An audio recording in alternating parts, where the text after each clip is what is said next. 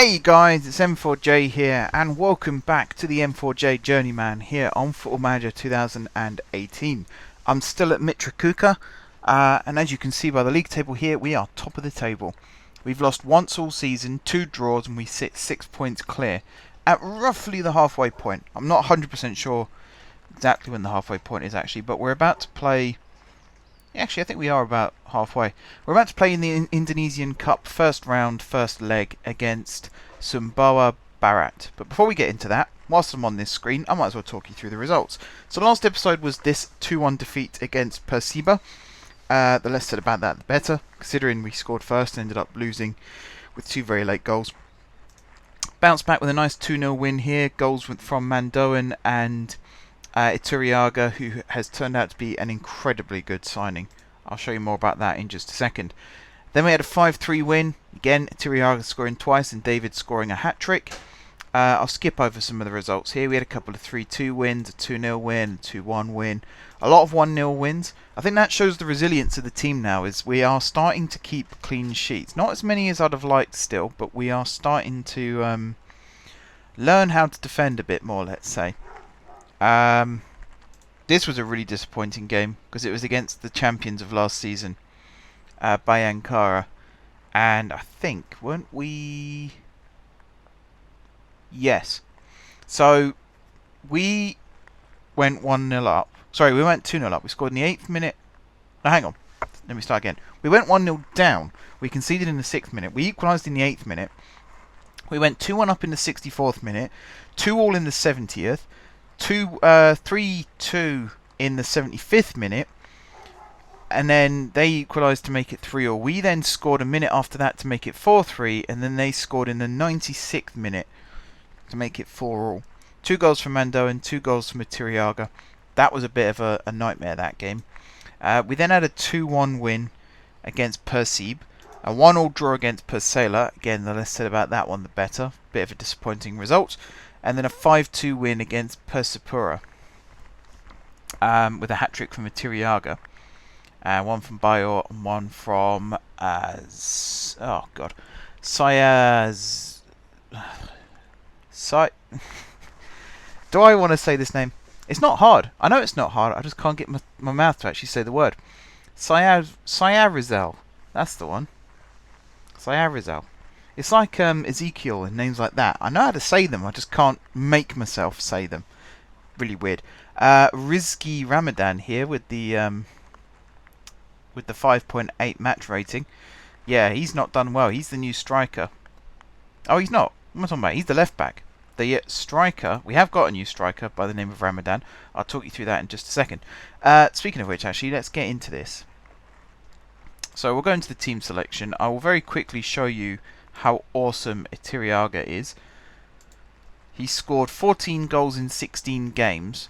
Before this season, he hadn't scored more than 3 in a season. So he is doing well, let's say. The Chilean... Is he Chilean? I think he's Chilean. Yes. We have got some competition for him now, though, on the bench, I was going to say, but no, down here. Ariboa, who is a brand new striker who's joined the club. I'm going to put him on the bench instead of Ramadan. He looks really good, and he's Indonesian. That's the main thing. He's Indonesian, so I was able to register him. 30 years old, signed him on a free transfer. Looks good. Hasn't played for us yet, as you can see. He hasn't got a squad number, but he looks good from what I can see of his stats. Here's the Ramadan that signed as the striker. When he actually joined, his finishing's 14, but his overall rating isn't that good. But again, he's Indonesian, so I was able to register him. The other new guy that joined, where is he? This guy, Putra, who I'm going to put on the bench, because he can play left back and right back, so he's a worthy substitute. And I think it was this guy, Aprilianto, might have been him, or Andika. I can't remember which one, but they both joined as well. And then we've got this guy here who still hasn't been registered. Let's say about him better as well. I need to find a midfielder to bring in because Koppen is injured. So I'm going to bring Alfian Saya there and then swap him for Singi. And then swap these two over. New contracts, that's the other thing I want to talk about. Mandoan and David and Bayo, they've all been signed up. Radeon hasn't signed up yet. He's a bit upset because Iturriaga has been playing instead of him. Alice was also upset because he wasn't being picked in midfield, so I started him for the last few games, and he's now signed.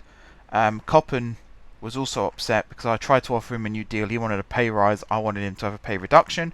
We couldn't quite agree, and it did look like he was going to leave. And then I had one last crack at it, and I think... Actually, no, I don't think. I know. He's signed up, so he's staying. Pretty much everyone else that I wanted to stay is staying, including Siddiq, wherever he's gone. Where's Siddiq? There. He's signed up as well, as has Sandy up here. So yeah, overall, good stuff. I'm going to save the game really quickly because I hate it when the game crashes. I will also tell you guys that as well as recording this episode of the M4J Journeyman, I have also got the Chelsea Crystal Palace match on my other monitor. So if I go quiet during this game or the next game of this episode, you'll know that I'm too busy watching real life football, which is very unprofessional of me, I know, but there you go. I'm not a Chelsea fan per se. My mum's a Chelsea fan, so I was sort of brought up liking Chelsea. So this is way back in like the 90s and early 2000s, before Abramovich took over. I was a keen observer of Chelsea. I don't want to say Chelsea fan, because really my teams are Newcastle first and foremost. Born and raised a Newcastle fan, and then I've become a Stevenage fan over the last 12 to 13 years. So I do like Chelsea, because there's family connections, but I wouldn't say I was a Chelsea fan. But I always like to throw in the argument of I did support Chelsea before Abramovich came in, so it wasn't just to do with that. I'm not one of those people. You can never accuse me of being a glory hunter. I mean, I support Newcastle, for goodness sake. Hardly a glory hunter, am I? Alright, unless, of course, winning the championship every 6 years is considered a glory. Here we go. So we're playing in this match. There's no sound.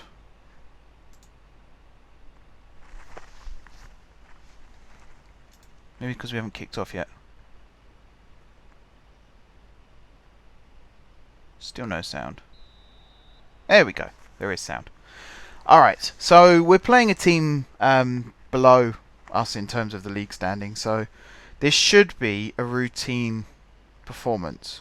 I'm not going to say a routine win, because I reckon we might just sneak the odd goal in 3, maybe. Or the even goal in 3. That doesn't make any sense. Basically, I think we'll probably win by a goal, maybe 2. I can't see us absolutely dominating. I also need to switch this into key. This must be a key highlight. Although nothing's happening. Oh no, they're on the attack, are they? No. Alice with the ball in midfield finds Singy. Tries to play it to Mandoan. We're getting very sloppy in that midfield passing area. David and Mandoan are always making runs out wide, but we just can't seem to get the ball to them. Or they do that and run offside, which is incredibly frustrating when that happens.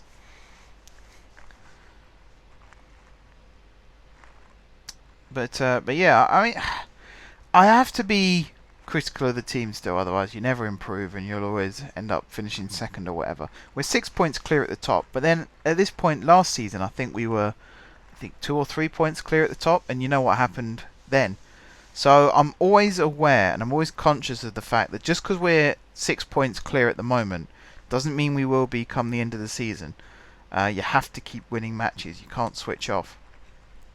But that being said, I am really happy with this team.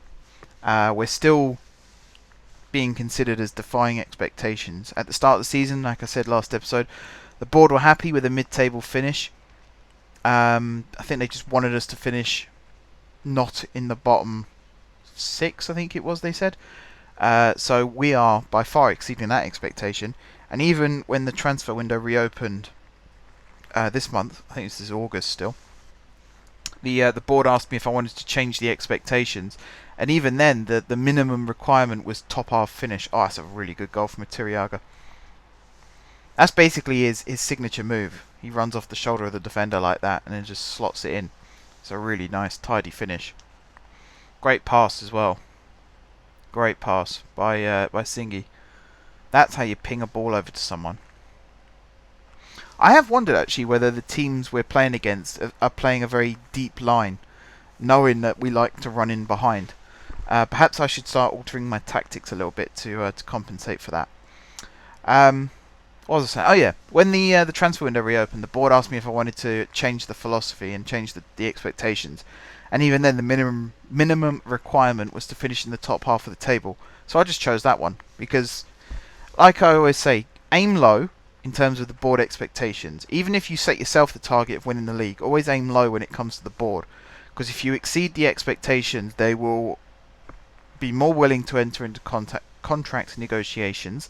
They'll be more willing to offer you a better transfer fund for next season because you'll save on a transfer fund from this season, so there'll be excess money kicking around somewhere. And it's always nice to get that little message saying that you've exceeded expectations. It's just a little morale booster as well. Even though you're intentionally aiming low in order to look better than you actually are.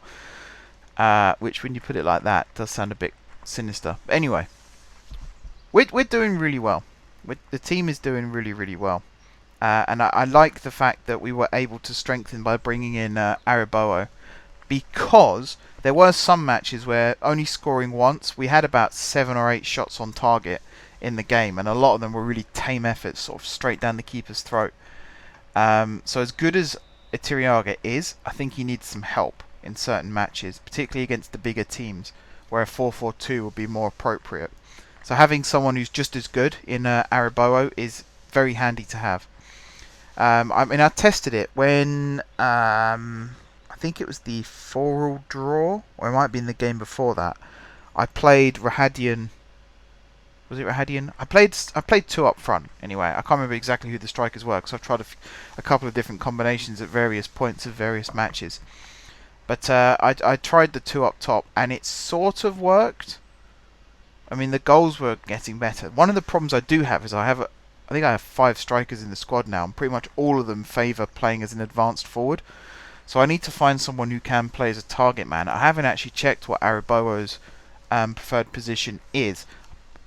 The alternative is I retrain one of my centre forwards to play as a target man, and see if that helps. It probably will, to be honest. Just so that when the back's against the wall, I can just pump it long to a target man who then brings it down for the other striker. There's been a few games where I've played 3 up top as well, either to try and grab a last minute goal or just to stop them from attacking by us having the ball all the time. And again, it sort of works. I think the bad side to that though is you sacrifice a wide player when you do that, because I always put Mandoan up front and bring David off and bring on an extra midfielder or striker. And I think when you play 3 up front like that, you kind of want the man still running down the wing and crossing it in. So I'm going to experiment with tactics in the second half of this season, mostly if the match is already won. So like if we're 4-0 up in the 89th minute, I'll start looking at experimenting with different tactics, just to see what works best. Because I still feel like I haven't learnt that much about Indonesian football. Oh, that's a very good goal from David. What I have learned is my tactics seem to translate quite well in Indonesia. I think it's because they don't tend to play... They play the system and the formation, but they don't tend to play the tactics that I do, like overload and whipping it down the line and crossing it in from deep and things like that. And I think that's helped me out a lot. That is a really nice finish by David.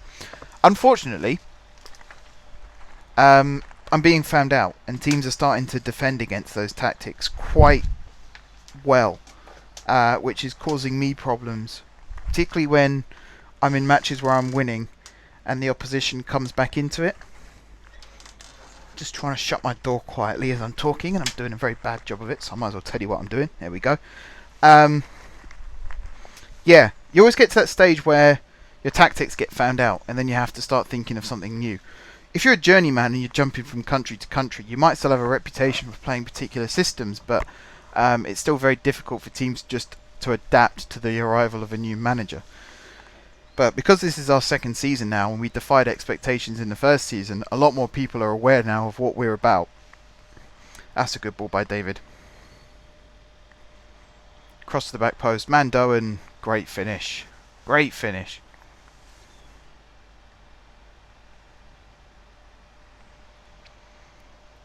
Good pass out to David here. That's a great whipped ball to Iturriaga, who I thought didn't have enough support. I think that was a speculative cross more than anything. Mandoan just happened to be on the back post. I'll take it. It's fair enough. It's a good team goal. Really good performance all around here. I tell you what, we're 3-0 up in this game. Let's have an experiment, shall we? Can you play as a target man? You sort of can. A defensive forward, actually, that's not a bad move either. I'm happy with that. And then if we bring on you for you, and one of these two come off maybe. Or maybe maybe bring Putra on for his debut. I'm wary of the stamina. There's a lot of my defenders are getting tired, and that's one of the reasons why I do concede a lot of late goals, is because I tend to focus on the attack when I make substitutions, but sometimes I really should be looking at the defence and looking there to see who's tired and bringing them off, because you might bring on a weaker player in terms of ability, but in terms of stamina and condition, they're in a much better position. So it's a real balancing act, to be honest. And I'll be the first to admit there are times where I get it hopelessly wrong, and it does cost the team. But I'm learning, and that's the main thing. I always stand by my tactics for as long as I possibly can, and then I'll start looking at alternatives. The good thing is I do have a plan B and a plan C and a plan D. Like in my head, tactics-wise, I do. Sometimes the squad might let me down a little bit because I don't have the players that can play the systems that I want to deploy, which is always annoying. Mandoan is in trouble here. This is what I was wary of. The fact that he's already been booked. Yeah, he's just been sent off. Okay, I don't know if that transfers over into league matches or not, but that'll be a suspension for the next leg for Mandoan. But to be honest, 3-0 up. I think we'll be able to play it a bit safe. I'm going to move David back here.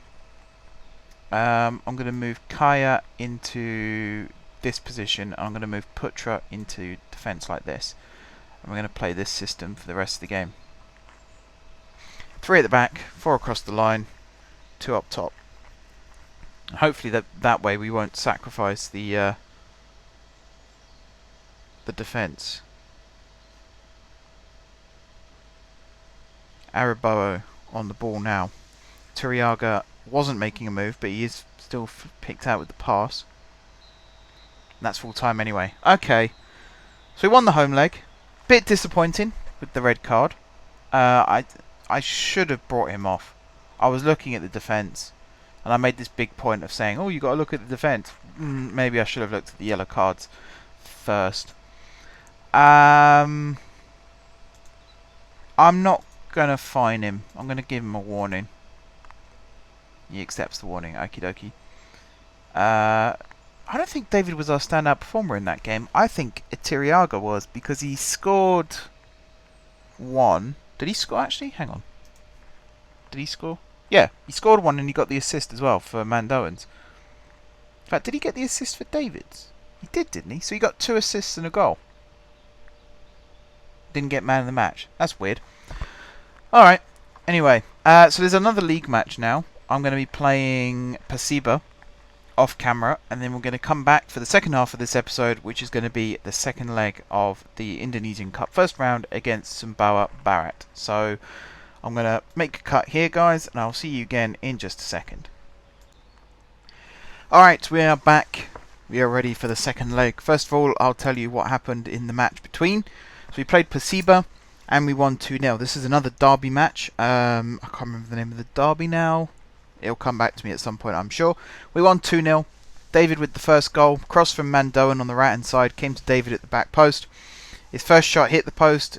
And then from the tightest of angles, he managed to get it in second time around to make it 1-0. And then the second half, I'd just taken off Iturriaga and put on Araboa.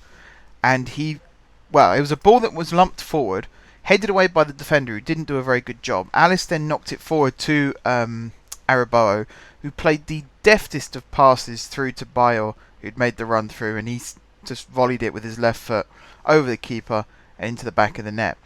Incidentally, Bayo is now our joint all-time appearance maker.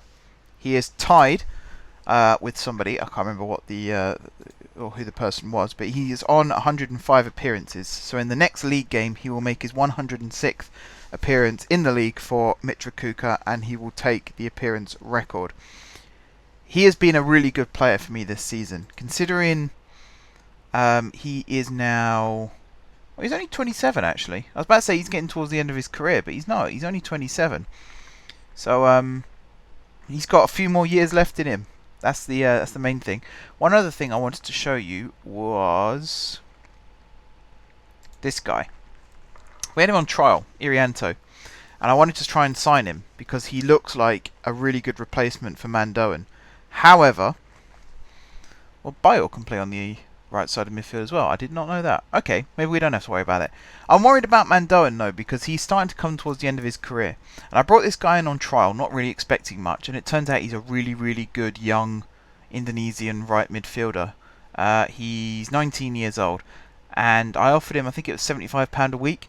Persija offered him £100 a week. He took their offer, so he doesn't play for us, which is a bit of a shame. Would have been really handy actually if we got him in for this game because Mandoan is suspended. But we have backup. We have backup. Where are we here? Hihanusa. We'll bring him in to start, and we will put Radeon back on the bench. And there we go. We're ready to play. So Hihanusa hasn't played much this season. He's made a couple of sub appearances, and I think he might have started one match earlier on in the season when Mandoan was injured or suspended. I can't remember which of the two it was. We're playing against a team that are playing 4-4-2. They've sold 200 or something tickets for this match. I also sold 200 and something tickets for this match. So basically no one's interested in the Indonesian Cup first round, it seems. I'm hoping when we do play in the continental competition, which I think won't be until next season, hopefully then we will start selling more tickets for matches. I mean, we're top of the league. We came second in the cup last season. You know, we lost in the final. It was an embarrassing defeat, but we got to the final. That's the main thing. And we are now in a continental competition. And our gate receipts are still relatively low in comparison to the rest of the league. I think you might have seen at the start of this second part of the episode, I think it was 6,000 or 7,000 fans were at the last game that we played. Problem is, we were the away team. If we could get gates of 6,000-7,000, we'd probably be alright. But I think our average attendance at the moment is somewhere between 2,000 and 3,000, which is a significantly less. You know, when you're posting gates of half of the rest of the leagues, then it's not very good, is it? But the only way we can get more fans is if we keep playing the way we are on the pitch. So my job as manager is to focus on that, and the rest should take care of itself. This is good build-up. Oh, Hihanusa on his return to the 11, very nearly got us off to a, well, I was about to say a good start, but we're 20 minutes in. Very nearly got us off the mark. That's what I'll say.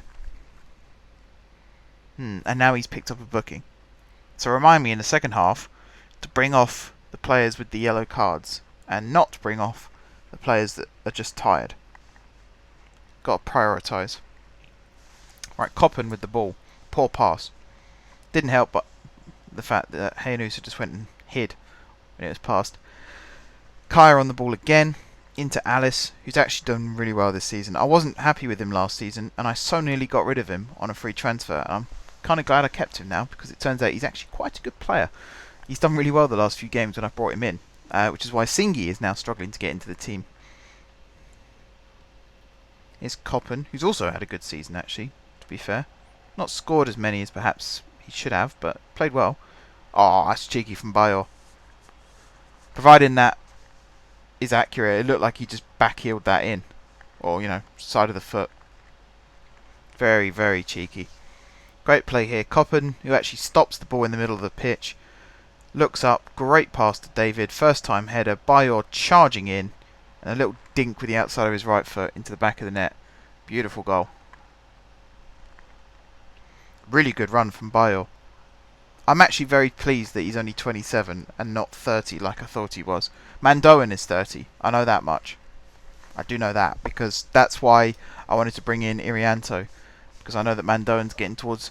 I mean, it's not going to be an immediate replacement, but it's nice to have an 18-year-old in the reserves who is just ready to step up and play in the first team as and when needed. It's always a nice feeling knowing that you've got that backup, you know, just whenever you might need it. Especially like if at the end of the season, if we've already won the league and there's still a couple of games to go, then try out tactics, formations, players, all that kind of thing. That's when I tend to do that kind of thing. If you watch my You Don't Win Anything with Kids series, that's what I would do in that series. I'd win the league, and then the last 4 or 5 games I would just play a reserve team and experiment and see who's good enough to keep for the next season. Really good way of doing that. Something that real life managers do as well, of course. Particularly the last day of the season in the Premier League, if there's nothing to play for, you'll just see 2 reserve teams pass it around the pitch for 90 minutes. No one really trying to score a goal, mainly because they're afraid if they concede a goal they'll lose their place or they'll lose their club. Right, sub time. I'm going to bring Radeon on for Hayanusa. I'm also going to bring Singi on for Koppen, who apparently isn't playing that well after all, when I thought he was. We'll see how those two do. Hayanusa has to be careful because he is on the yellow card. That was the other thing I wanted to say actually in the first part of the episode, is we've got our first choice keeper playing in goal now. Cahol did well. I'm actually quite fond of him. I think he's a good keeper. But there were a couple of matches where he made some mistakes. And after we brought in Mbandwa, the goals conceded went down considerably. And I'm saying that as he's just conceded a goal, which really doesn't back up my point very well. But before this goal went in, he's actually had a very good season for us. I mean, he still had a very good season. It's poor defending as well. Might have also been a sniff of offside. Yeah, I think that was an all-round bad goal to concede. Yes, I want to confirm those changes still. We have got 2 defenders on the yellow card still, so I'm going to have to keep an eye on that. Ramadan seems to be the choice to come off at the moment. He's actually being wanted by another club, Ramadan, and I'm kind of tempted, if a decent offer comes in for him, I might sell him. Because he is my only real left back at the moment. But we've got Putra in the wings waiting to come on for most matches, and Kaya can also play at left back, and I've actually been retraining him as a left back since the end of last season. So he is in trouble, Ramadan, if he doesn't step up his performances. And that goal did come from his side of the pitch, where perhaps he should have watched the run a bit more carefully. His place in the squad is on the line currently. We'll see how he handles this. Good play, Alice. Great play. Iturriaga, ball over the top. Radeon running onto it. He's a lot quicker than I remember. Oh dear. Yeah, Mandoan does that a lot as well. I think that might just be a bug in the game. They decide to shoot from that impossible angle and distance. That's quite frustrating actually, because if he squares it, you know, there's 2 players running onto it potentially. I'm going to bring off Ramadan because he's not playing very well. I don't think the other 2 are going to get a second yellow, and it doesn't look like the suspensions carry over into the league anyway, so sitting out for 1 match at this point in the competition isn't that big a deal. It looks like we're through. There's 7 minutes to go and we're three goals up. Oh, Putra! Holy cow! What a goal that was! I stand corrected. We have 7 minutes to go and we're 4 goals up. What a goal! Good header by Alice. Kaya with the innocent cross across the face of goal, and Putra on the scissor kick volley slams that into the top corner. He's put some real energy into that shot. What a hit. Ramadan, you might not be playing in the next match. I'll tell you now, because I'm nice and I like to give advance warnings, but we have someone on the bench who knows how to hit pile drivers, and that's valuable in matches where you're struggling to break down the opposition's defence. What a way to win the game, and to win the tie. What a goal by Putra. I'm lost for words. That was incredible. What a hit.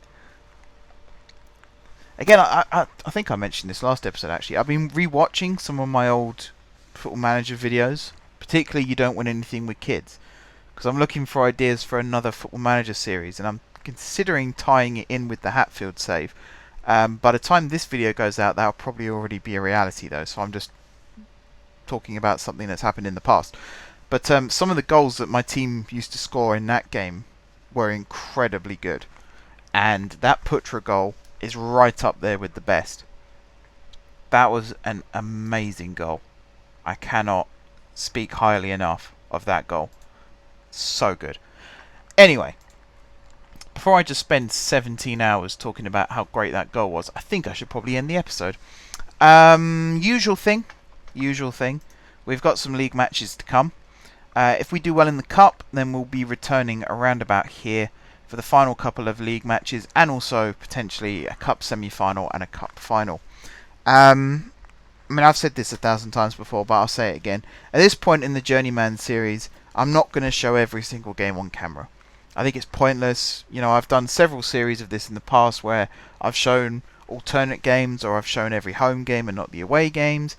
And then in previous Hatfield saves, I've shown the beginning of the season and the end of the season, and maybe a cup game or two in the middle. At this point, I just want to play the game, essentially, and I don't want to keep making episode after episode after episode. Otherwise, I'll be 17 weeks or more. I really like the number 17 for some reason. You know, I'll be several weeks in the future recording episodes, and then everything that you guys will say in the comments will never get taken on board, because by the time I see the comment, I'm already 10 episodes ahead, and then it'll be 10 episodes before that comment is even mentioned, and then it could be another 5 or 6 episodes before the comment's applied. So at this stage, I think already I'm 8 episodes ahead. So I've already got, I think it's this is episode 20 that I'm recording now, and I think I've uploaded, or maybe 6 actually, so I'll be 14 episodes ahead. So actually, yeah, it's becoming a reality, unfortunately. Which means I'm going to have to start uploading. Currently it's 2 a week, but it's going to have to be more than that. Again, I'm speaking in the past by the time you're watching this. So, recording key moments in seasons is what I'm trying to do at the moment. Once we get to sort of the bigger teams and the bigger countries and things like that, I'll be more willing to record each match, or, you know, every other game or something like that. Make it a bit more regular again. But right now, I quite like the way of doing it. Beginning of the season, middle of the season, end of the season. And if anything happens that's major in between, then of course I'll make an episode on it. But yeah, hopefully you guys are on board with that. Hopefully you're enjoying the series still. If you are, you know what to do. You hit that big thumbs up button. Also drop those comments down below with ideas for tactics and transfers, and tell me what country you want to see me managing next. The viewership on this series isn't great. The reason I'm still making videos on it is because I'm enjoying making videos on it. If you're watching it, there's 4, 5, 6 people average watching it. Drop a comment down below. Tell me who you are, why you're watching it, what you like about the series, and anything you'd like me to do to improve it. And also spread the word. I'm putting out a bit of a plea at the moment because of the whole YouTube monetization scandal. I think it's probably the right word. I'm putting out pleas on all of my series. Well, I hate the word plea, but I'm putting out messages on all my series that if you're enjoying the videos, share them on social media, hit the thumbs up button. That's a very, very good way of doing that. Be active in the comment section. You know, the usual rules apply. Don't be abusive. Don't be discriminative. Is that a word? I think it is. Or anything like that. Be nice. Be kind. Talk about football. Whatever it might be. Also hit the subscribe button if you haven't done so already. If you have done so, then thank you guys for your continued support. Thank you very much for watching. And until next time, I will see you soon.